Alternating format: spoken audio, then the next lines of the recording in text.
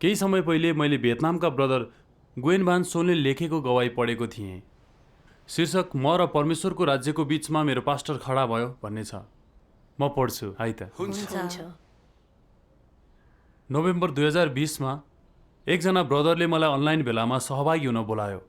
मलाई के लाग्यो भने म मण्डलीमा सधैँ पुरानै प्रवचनहरू सुन्छु जसले कुनै आत्मिक भरण पोषण गर्दैन। सायद अनलाइन सेवा गर्ने विदेशी पास्टर अझै राम्रो हुन सक्छ। मैले खुसीसाथ स्वीकार गरेँ। केही दिनको सङ्गतिपछि मलाई प्रवचनहरू एकदम राम्रो लाग्यो र ती मैले कहिले पनि नसुनेका विषयहरूमा थिए जसले धेरै अन्तर्दृष्टि दिएर मलाई भरण पोषण गरे। मैले प्रभु येशू आइसक्नु भएको र उहाँले आखिरी दिनहरूको न्यायको काम गरिरहनु भएको थाहा पाएँ। हामी शैतानबाट मुक्त हुन सकौँ भनी उहाँ मानव जातिलाई शुद्ध पारी मुक्ति दिन अनि हामीलाई परमेश्वरमा आराधना गर्ने बनाउन र राज्यमा लैजान आउनुभएको रहेछ। म निकै उत्साहित थिएँ। मैले यो सबै मेरो आफन्त पर्ने ब्रदरलाई सुनाएँ। तर अचम्मको कुरा, तिनले सुन्न इन्कार मात्रै गरेनन्, यो सबै कुरा मेरो पास्टरलाई समेत बताए। मेरो अनलाइन भेलाहरूका बारेमा र तिनीहरू कुन सम्प्रदायका हुन् थाहा पाउन पास्टरले मेरो घरमा 3 जना मण्डली अगुवाहरू पठाए। मैले तिनीहरूलाई भने यो कुनै सम्प्रदाय होइन, प्रभु येशू फर्कनु भएको र उहाँले परमेश्वरको घरबाट न्यायको काम सुरु गर्दै हुनुहुन्छ। मैले सर्वशक्तिमान परमेश्वरका वचन पढेको छु। उहाँले हामीलाई मानिसको पापीपनको जडको बारेमा, पापबाट कसरी मुक्त हुने, कसरी शुद्ध हुने बताउनु भएको छ। र दाजुभाइ दिदीबहिनीहरूको सङ्गति पनि अन्तर्दृष्टिपूर्ण हुन्छन्। हजुर। तर अगुवाहरूले भने प्रवचनहरू राम्रो भए पनि फरक पर्दैन। प्रभुको आगमन सम्बन्धी कुनै पनि खबर झुटो हो, किनभने बाइबलले यसो भनेको छ। अनि यदि कुनै मानिसले तिमीहरूलाई हेर ख्रिस्ट यहाँ हुनुहुन्छ वा त्यहाँ हुनुहुन्छ भनी भन्छ भने विश्वास नगर्नु। झुटा ख्रिस्टहरू र अगमवक्ताहरू आउनेछन् र ठुल्ठुला चिन्हहरू र चमत्कारहरू देखाउनेछन्। सम्भव भए तिनीहरूले चुनिएकालाई नै छल्नेछन्। प्रभु येशूले हामीलाई स्पष्ट रूपमै आखिरी दिनहरूमा झुटा ख्रिस्टहरू देखा पर्नेछन्। त्यसैले प्रभुको पुनरागमन दाबी गर्ने कुनै पनि विश्वास झुटो हो। तपाईँले कसरी तिनीहरूको कुरा सुन्नुभयो? तिनीहरूले यसो भनेपछि हामीले झुटा ख्रिस्टहरू चिनोस् भनेर प्रभु येशूले त्यसो भन्नुभएको हो। प्रभुको पुनरागमनको स्वागत समेत नगर्ने गरी सचेत पार्न होइन भन्ने सोचे। अनलाइन भेलाहरूमा सर्वशक्तिमान परमेश्वरको मण्डलीका ब्रदर चेनले झुटा ख्रिस्टहरूलाई चिन्ने सत्यताहरू र सर्वशक्तिमान परमेश्वरका केही वचन बताए।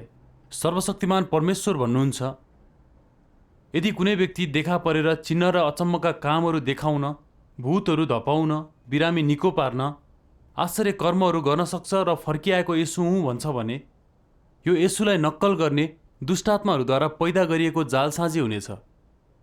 यो कुरा याद गर, परमेश्वरले उही काम दोहोऱ्याउनुहुन्न। येशूको कामको चरण पहिले नै पुरा भइसकेको र परमेश्वरले त्यो चरणको काम फेरि गर्नुहुने छैन। परमेश्वरको काम मानिसका धारणाहरूसँग परस्पर विरोधी छ। पुरानो करारले मसीहको आगमनको भविष्यवाणी गर्यो, त्यसपछि येशू आउनुभयो। त्यसकारण फेरि अर्को मसीह आउनु गलत हुने थियो। येशू एकपटक पहिले नै आइसक्नु भएकाले यो पटक फेरि आउनुभयो भने यो गलत हुने थियो। प्रत्येक युगको लागि एउटा नाम छ र हरेक नाममा उक्त युगको चरित्र चित्रण हुन्छ। मानिसका धारणाहरूमा परमेश्वरले सधैँ आश्चर्य कर्म गर्नुपर्छ, बिरामी निको पार्नु, भूतप्रेत भगाउनु र सधैँ येशू जस्तै हुनुपर्छ। तर पनि यसपटक परमेश्वर यस्तो हुनुहुन्न। आखिरी दिनहरूमा उहाँले आश्चर्य कर्म गर्नुभयो, भूतहरू धपाउनु र बिरामी निको पार्नुभयो भने, यदि उहाँले येशूले जस्तै गर्नुभयो भने परमेश्वरले उही काम दोहोऱ्याउनु हुने थियो र येशूका कामको कुनै महत्त्व वा मूल्य हुने थिएन। त्यसैले परमेश्वरले हरेक युगमा कामको एउटा चरण सम्पन्न गर्नुहुन्छ। परमेश्वरको काम पूरा भएको हरेक चरणलाई चाँडै नै दुष्ट आत्माहरूले नक्कल गर्छन् र जब शैतानले परमेश्वरको अनुकरण गर्न थाल्छ, उहाँले तरिका बदल्नुहुन्छ। परमेश्वरले कामको एक चरण सक्नु भएपछि दुष्ट आत्माहरूले नक्कल गर्छन्। तिमीहरू यसमा स्पष्ट हुनै पर्छ। आमेन।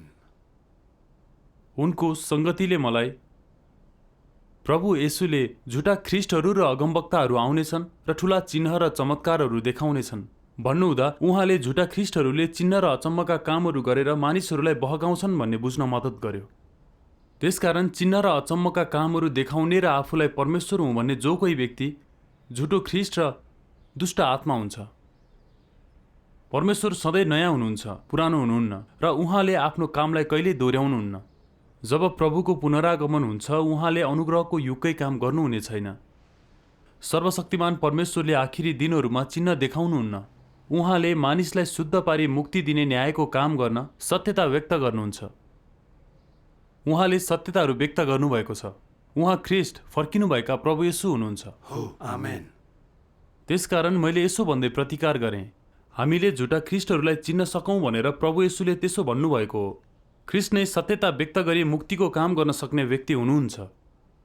तर झुटा ख्रिस्टहरू दुष्ट आत्माहरू हुन् जसले सत्यता व्यक्त गर्न सक्दैनन्। तिनीहरूले परमेश्वरको विगतको काम अनुकरण गरी केही सङ्केत र अचम्मका कामले मानिसलाई मूर्ख बनाउँछन्। प्रभु येशूले फेरि आउनेछु र सचेत रहेर प्रतीक्षा गर्नु भन्नुभयो। उहाँको पुनरागमनको घोषणा गर्ने मानिसहरू अवश्य नै देखा पर्नेछन्। त्यसैले यो सबै गलत भनी दाबी गर्नुहुन्छ भने के तपाईँहरूले प्रभुको पुनरागमनलाई दोष लगाउनु हुने छैन र? त्यसको प्रतिक्रियामा के भन्ने तिनीहरूलाई थाहा भएन। त्यसकारण तिनीहरूले मलाई यसो भन्दै धम्की दिए, यदि म अनलाइन भेलाहरूमा सहभागी भइरहेँ भने मेरो परिवारले तिनीहरूबाट कुनै सहयोग पाउने छैन। भियतनाममा हामी सानो ठुलो सबै कुराको लागि हाम्रा पास्टरहरूलाई प्रार्थना गरिदिन अनुरोध गर्छौँ। यदि कसैको मृत्यु वा जीवनमा कुनै घटना घट्यो भने पास्टरहरूले सधैँ सहयोग गर्छन्। यदि तिनीहरू आएनन् भने सहयोग गर्न कोही पनि आउँदैन। त्यसकारण तिनीहरूले मलाई अबदेखि सहयोग गर्दैनन् भनी भन्दा मलाई अलिक चिन्ता लाग्यो। हामीले हाम्रो पारिवारिक मामलाहरूलाई कसरी सम्हाल्ने? म सर्वशक्तिमान परमेश्वरको आखिरी दिनहरूको कामबारे निश्चित थिइनँ।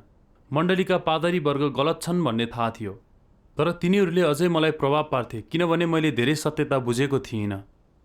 मलाई पास्टरको सहयोग बिना जीवनका समस्याहरूको सामना कसरी गर्ने भन्ने पनि चिन्ता लागेको थियो। तर त्यसपछि मैले के सोचेँ भने ती भेलाहरूबाट मैले सर्वशक्तिमान परमेश्वरबाट आएका वचनहरू सबै सत्य हुन् भन्ने देखेको छु। मलाई उहाँ नै फर्कनुभएका प्रभु येशू हुनुहुन्छ भन्ने लाग्यो। यदि मैले अगुवाहरूको कुरा सुनेर प्रभुको आखिरी दिनहरूको मुक्तिलाई गुमाएँ भने के गर्ने? म दुविधामा थिएँ र अनलाइन भेलाहरूमा सहभागी हुने कि छोड्ने मलाई थाहा थिएन। तिनीहरू कति रिसाएका थिए म देख्न सक्थेँ। यदि सहभागी हुँदै सर्वशक्तिमान परमेश्वरको मण्डलीका प्रवचनहरू सुनिराखेँ भने तिनीहरू हरेस खाँदैनन् भन्ने थाहा थियो। मैले सहमत भएको बहाना गर्न सक्छु र तिनीहरू गएपछि गुप्त रूपमा सहभागी हुन सक्छु भन्ने लाग्यो। त्यसकारण मैले भेलाहरूमा सहभागिता जनाउन छोड्छु भनेर तिनीहरूलाई बताएँ। तर तिनीहरूलाई त्यतिले चित्त बुझेन। मैले सर्वशक्तिमान परमेश्वरका विश्वासीहरूको सम्पर्क विवरण मेटाउनु पर्नेमा जोड दिएँ। म त्यसो गर्न चाहदिनथेँ, त्यसैले जानेरै अल्याङटल्याङ गरेँ। किनभने मैले मेरो फोन दिन इन्कार गरिरहेँ भने छोडिदिनेछन् भन्ने सोचेको थिएँ। तर मेरी श्रीमतीले मलाई तिनीहरूको कुरा सुन्नुपर्छ, तिनीहरूले प्रेमको कारण त्यसो गरेका हुन् भनेर भनिन्। मलाई के लाग्यो भने यदि साँच्चै प्रेम गर्छन् भने मलाई परमेश्वरको नयाँ कामको जाँचमा अगुवाई गर्नुपर्थ्यो। तर तिनीहरूले यो कामको आलोचना र निन्दा गरे र सर्वशक्तिमान परमेश्वरका वचन पढ्न दिएनन्। के प्रभुलाई स्वागत गर्ने मेरो मौकालाई बर्बाद गर्छ भन्ने डर थिएन? के त्यो प्रेम हो? झन्झन रात परिसकेको थियो र तिनीहरू अझै गएनन् र मेरो फोन मागिरहे। अन्तिममा कुनै विकल्प नभएपछि मैले मेरो फोन दिएँ। अनि सर्वशक्तिमान परमेश्वरको मण्डलीका दाजुभाइ दिदीबहिनीहरूको सबै समूहलाई हटाए र तिनीहरू सबैलाई ब्लक गरे। यदि तिनीहरूको विरुद्धमा उनीहरूको प्रवचनहरू सुनिरहे भने मलाई मण्डलीबाट निकाल्ने चेतावनी दिए। त्यो सुन्दा मलाई डर लाग्यो। यदि मैले ती भेलाहरूमा सहभागिता जनाइरहेँ र मेरो परिवारलाई केही भयो भने तिनीहरूको सहयोग र साथ नभए हामीले के गर्ने होला? मेरी श्रीमती यो कुराले मसँग रिसाइन् र हाम्रो सम्बन्ध बिग्रियो भने बालबच्चाको के होला? त्यो सोच्दा मलाई निकै अशान्ति भयो। त्यसकारण मैले जबरजस्ती भने म भेला हुन छोड्छु। एकजना अगुवाले मुस्कुराउँदै भन्यो, स्याबास, हाम्रो सेवाहरूमा मात्रै सहभागी भइरहनुहोस्। अनलाइन समूह छोडेपछि मसँग पुरानो मण्डली फर्कनको विकल्प थिएन। मण्डलीमा पास्टरले सधैँ अनुग्रह कि भेटीको बारेमा कुरा गर्थे, नत्र तिनले कुनै पदहरू लिएर त्यसकै बारेमा कुरा गर्थे। तिनले कुनै नयाँ अन्तर्दृष्टि नदिई सधैँ पुरानै कुराहरू बताइरहेका हुन्थे। कहिलेकाहीँ के भन्ने थाहा नहुँदा तिनले जोक भन्थे। यो मेरो लागि अलिकति पनि फाइदाजनक थिएन। अनि कति विश्वासित सेवामा नै झुल्थे र पास्टरले भेटिदिनेहरूको लागि मात्रै प्रार्थना गर्थे। दिन नसक्नेहरूलाई व्यवस्था गर्थे, तिनीहरूको लागि प्रार्थना गर्दैनथे। यो देख्दा मलाई अनलाइन भेलाका दाजुभाइ दिदीबहिनीहरूको सङ्गति याद आउँथ्यो। तिनीहरू भन्थे धार्मिक सञ्चार निराशाजनक छ र परमेश्वरले नयाँ काम गरिरहनु भएकोले पवित्र आत्माले अनुग्रहको युगका मण्डलीहरूमा काम गरिरहनु भएको छैन। पवित्र आत्माको काम बिना पास्टरहरूका प्रवचन सुक्खा र दोहोरिएका हुन्छन्। तिनले मानिसहरूलाई भरण पोषण दिँदैनन्। यसबारे सोच्दा मनमा के थाहा भयो भने मण्डलीमा साँच्चै पवित्र आत्माको काम छैन। हाम्रो मण्डलीमा सधैँ यस्तो जोस हुन्थ्यो, तर अहिले हामी सेवाहरूमा मन नलागी जाने गर्थ्यौँ। सर्वशक्तिमान परमेश्वरको मण्डलीका सङ्गतिमा धेरै ज्योति हुन्थ्यो, मेरो लागि पोषणयुक्त थियो भन्ने बारेमा म सोच्थेँ। मैले यतिका वर्षदेखि पास्टरका प्रवचनहरू सुन्दै आएको थिएँ, तर मुक्ति सम्बन्धी परमेश्वरको योजना, उहाँले व्यवस्था र अनुग्रहको युगमा कसरी काम गर्नुभयो, उहाँको कामका फलहरू के थिए, वा आखिरी दिनहरूमा कसरी न्याय गर्नुहुन्छ भन्ने बारेमा म अझै स्पष्ट थिइनँ। म विश्वास चाहन्छु भन्ने मात्रै थाहा थियो। सर्वशक्तिमान परमेश्वरका वचनहरू सुनेपछि मैले उहाँको कामका सबै रहस्यहरूका बारेमा थाहा पाएँ र अरूसँगको मेरो सङ्गतिले मलाई परमेश्वरको कामको बारेमा झन्झन बढी बुझ्न सहयोग गर्यो। सर्वशक्तिमान परमेश्वरको मण्डलीसँग साँच्चै नै पवित्र आत्माको काम छ र उहाँका वचनहरू सबै सत्य हुन् भन्ने थाहा भयो। सर्वशक्तिमान परमेश्वर फर्किनुभएका प्रभु येशू हुनुहुन्छ देख्न सक्थेँ। आमेन। परमेश्वरलाई धन्यवाद। अनलाइन भेलाहरूमा मैले प्राप्त गरेको सबै कुराको बारेमा सोच्दा मेरो हृदयमा शान्ति मिल्यो। मैले मनमा नै परमेश्वर नयाँ काम गर्न आउनुभएको छ भन्ने सोचेँ। यदि अनुसन्धान गर्न ती भेलाहरूमा सहभागी भइनँ भने मैले मुक्ति पाउने मौका गुमाउन सक्छु। मलाई ती सदस्यहरूसँग अनलाइन भेलामा सहभागी हुन धेरै मन थियो, तर म सक्दिनथेँ किनभने मैले तिनीहरूको सबै सम्पर्क विवरण मेटाएको थिएँ। मेरो आत्मा तृषित थियो र मैले संसारको सबैभन्दा बहुमूल्य कुरा गुमाए जस्तो लागेको थियो। मलाई अशान्ति, रित्तो र पीडा अनुभव भयो। मलाई उम्कने उपाय देखाउनुहोस् भनेर परमेश्वरलाई हर दिन प्रार्थना गरेँ। परमेश्वरलाई धन्यवाद, उहाँले मेरो प्रार्थना सुन्नुभयो। केही समयपछि लाओसका एकजना सिस्टर र फेसबुकका अर्का ब्रदर मेरो सम्पर्कमा आउनुभयो। परमेश्वर धन्यवाद। म सम्पर्कविहीन भएको केही दिनमा तिनीहरू मेरो बारेमा चिन्तित भएको र मलाई खोज्ने प्रयास गरिरहेको कुरा तिनीहरूले बताए। यो कुराले मेरो मन छोयो र म परमेश्वरप्रति कृतज्ञ थिएँ। मैले उहाँको प्रेम र हाम्रो मुक्तिको लागि उहाँको प्रयास र हामीलाई कहिले त्याग्नुहुन्न भन्ने महसुस गरेँ।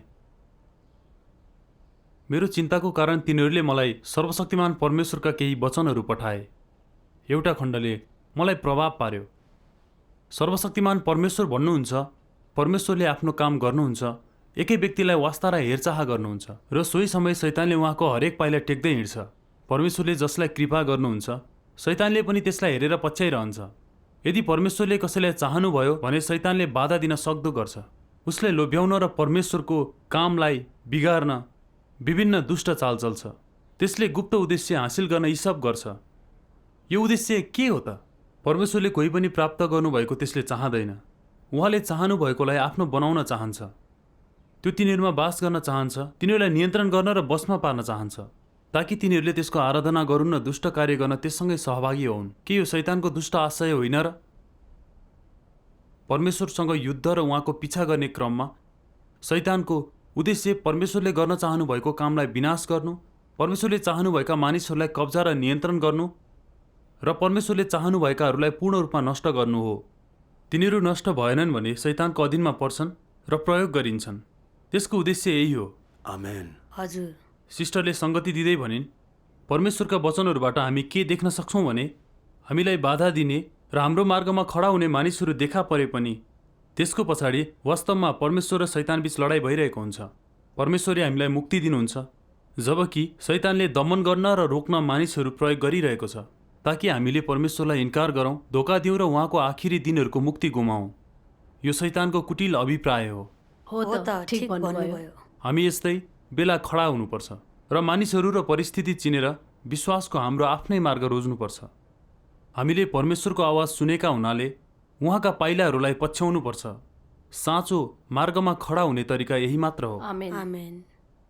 उनको सङ्गतिले मलाई अन्तर्दृष्टि दियो। मलाई बहकाउमा पर्नबाट रोक्ने नाममा अगुवाहरूले मलाई अनलाइन भेलाहरूमा सहभागी हुन दिएनन् र सबैको सम्पर्क जानकारी डिलिट गरिदिए र यो प्रेम र सहयोगबाट आएको कुरा हो जस्तो देखिन्थ्यो। तर वास्तवमा प्रभुलाई स्वागत गर्नबाट मलाई रोक्दै मैले परमेश्वरको आखिरी दिनहरूको मुक्तिलाई गुमाउँ भनेर धार्मिक संसारमै लैजाने प्रयास गर्दै मेरो मार्गमा खडा भइरहे। हो त। पादरी वर्गका बाधाहरूले मेरो विश्वास कति सानो थियो, म कति कमजोर थिएँ भन्ने कुरा प्रकट गर्यो। मैले पादरीहरूको हातमा अरूको सम्पर्क हटाउन मेरो फोन दिएँ अनि म फर्केर पुरानै मण्डलीमा गएँ। म अन्धकारमा जिरहेको थिएँ। मैले थोरै पनि आत्मिक भरण पोषण पाएको थिइनँ। मैले झन्डै पास्टरको पछि लागेर साँचो मार्गलाई त्यागेँ।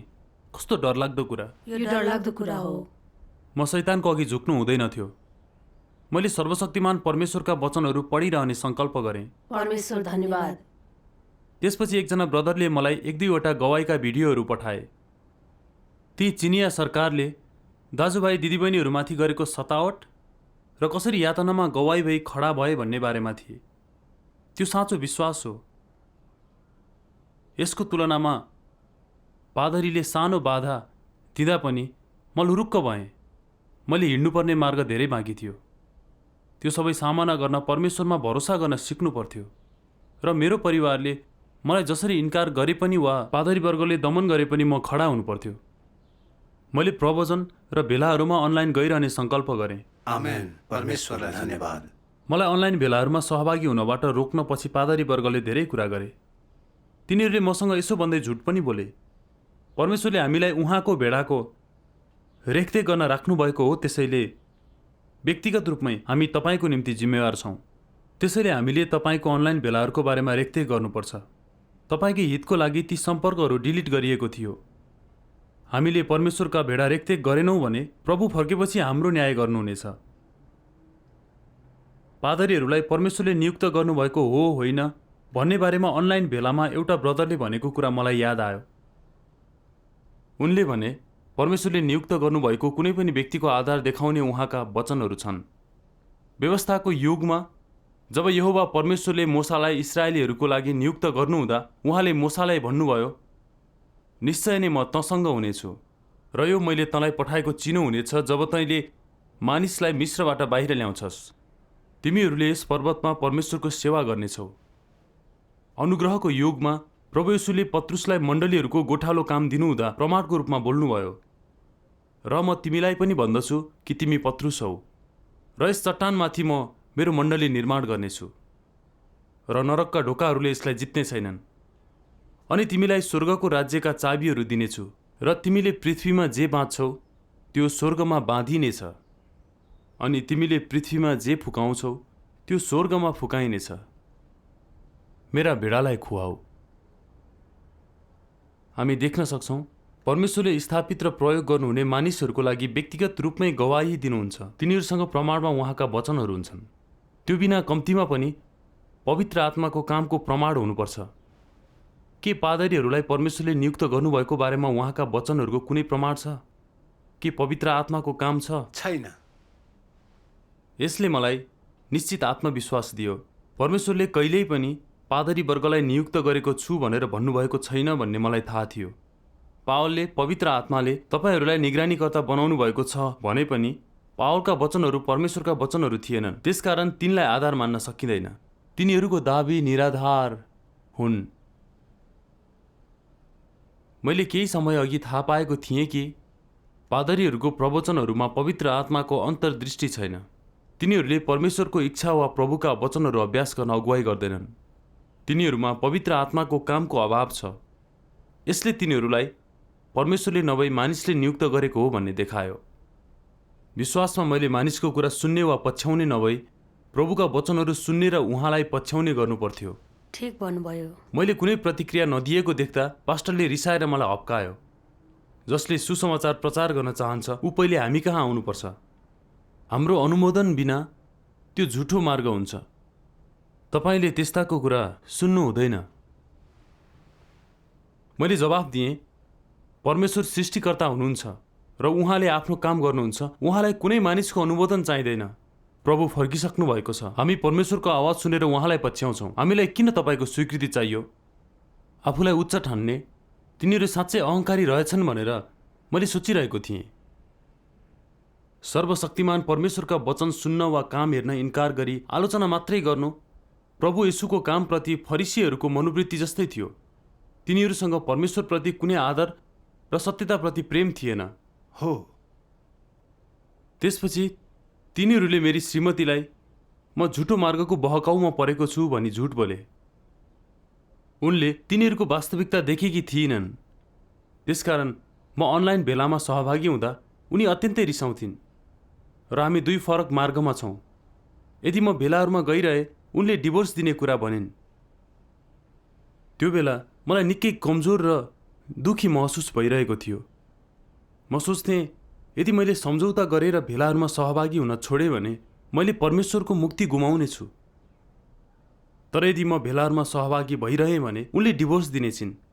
त्यसपछि छोराछोरीको अवस्था के होला? मैले विवश हुँदै परमेश्वरसँग प्रार्थना गरेँ, हे परमेश्वर, बिन्ती छ मेरो विश्वास दरिलो बनाउनुहोस्। मलाई यी परीक्षाहरूमा विजय पाउन सहयोग गर्नुहोस् र मेरो मार्ग डोर्याउनुहोस्। आमेन। त्यसपछि प्रभु येशूले भन्नुभएको एउटा कुरा याद आयो, मलाई भन्दा बढी आफ्ना बुवा वा आमालाई प्रेम गर्ने मेरो लायक हुँदैन, अनि मलाई भन्दा बढी छोरा वा छोरीलाई माया गर्ने मेरो लायक हुँदैन। परमेश्वरका वचनहरूले मलाई मेरो परिवारप्रतिको प्रेम परमेश्वरप्रतिको प्रेमभन्दा ठुलो छ, म उहाँको योग्य छैन भन्ने देखायो। मैले मनमा नै श्रीमतीले डिभोर्स दिए पनि सर्वशक्तिमान परमेश्वरलाई पछ्याउने सङ्कल्प गरेँ। त्यसपछि जब श्रीमतीले मलाई बाधा पार्ने प्रयास गर्थिन् उनको प्रभाव ममा पर्दैनथ्यो। परमेश्वर धन्यवाद। मलाई भेलाहरूबाट रोक्नको लागि पास्टरले पछि मेरो ससुरालाई पनि मुछ्यो। मेरो ससुरा अत्यन्तै पियकर थिए र मण्डली त्यति धेरै जाँदैनथे। तर पास्टरले तिनलाई सेवामा बोलाएर यसो भन्दै झुटो कुरा बताए, कसैले सर्वशक्तिमान परमेश्वरमा विश्वास गरेर मण्डली छोड्ने प्रयास गरेमा तिनीहरूले उसको खुट्टा भाँच्नेछन्। बुबाबाट यो कुरा सुनेपछि श्रीमती घर आएर मसँग चिच्याउन थालिन्। मैले उनलाई पादरीले भनेको कुराको कुनै आधार छैन भनेर भने। परमेश्वरको आखिरी दिनहरूको काम स्वीकार नगरेकोमा संसारमा कसैको पनि खुट्टा भाँचिएको छैन। यो चिनिया कम्युनिस्ट सरकारले सुरु गरेको अफवाह हो र तिनीहरू परमेश्वर विरोधी दमनकारी सरकार हुन्। एक पास्टरले अमेरिकाबाट केही बाइबल ल्याइरहेका थिए र पुलिसले चिनिया सिमानाबाट ती जफत गरेको बताएको थियो। चिनिया कम्युनिस्ट पार्टीले परमेश्वरमा विश्वास गर्न दिँदैन। अब प्रभु फर्केर चीनमा देखा पर्नुभएको हुनाले तिनीहरूले सर्वशक्तिमान परमेश्वरका विश्वासीहरूलाई सताइरहेका छन्।